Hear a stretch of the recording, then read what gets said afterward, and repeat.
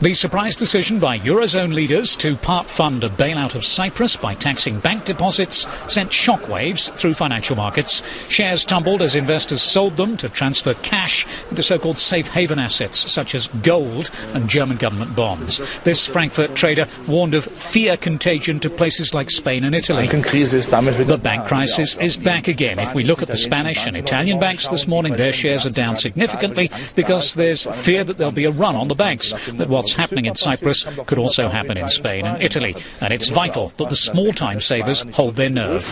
Milan and Madrid are the biggest losers, both down 2%, while the amount of Russian money in Cypriot banks led to a sell-off of shares in Moscow.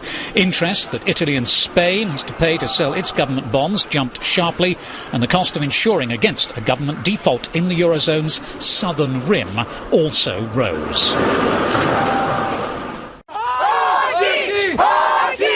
Ministers in Cyprus are rushing to revise a plan to seize money from private bank deposits as part of a €10 billion EU bailout.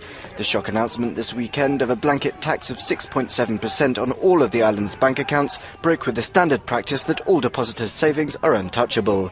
It sent a shiver through the bloc, causing the euro to tumble and markets to nosedive. We don't need anyone to do anything for us. We don't need to owe to other countries, and we don't want to be involved into this financial third world war that's happening right now. Because this is what happened. This is what's happened. It's a war. And it is a war, and we don't want Germany here. We don't want them to help us at all. It's understood the government plans to soften the blow on smaller savers by tilting a higher rate of the tax towards greater savings. The Eurozone has indicated that changes are acceptable as long as a return of almost €6 billion is maintained. A sun-drenched dream turned sour. In Cyprus, thousands of British have reacted with outrage at the plans to tax bank accounts which are in credit.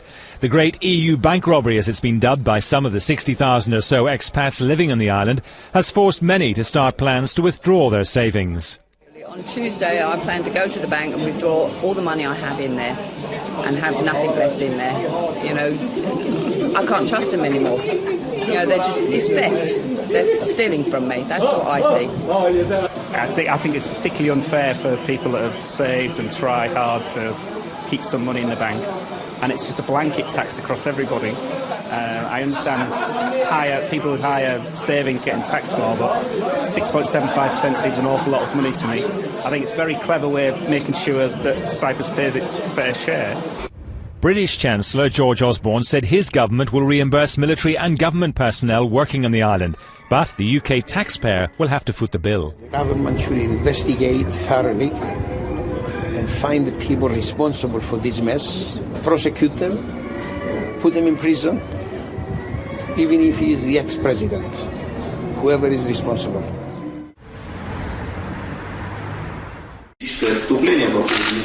Moscow has reacted angrily to the levy on bank accounts in Cyprus.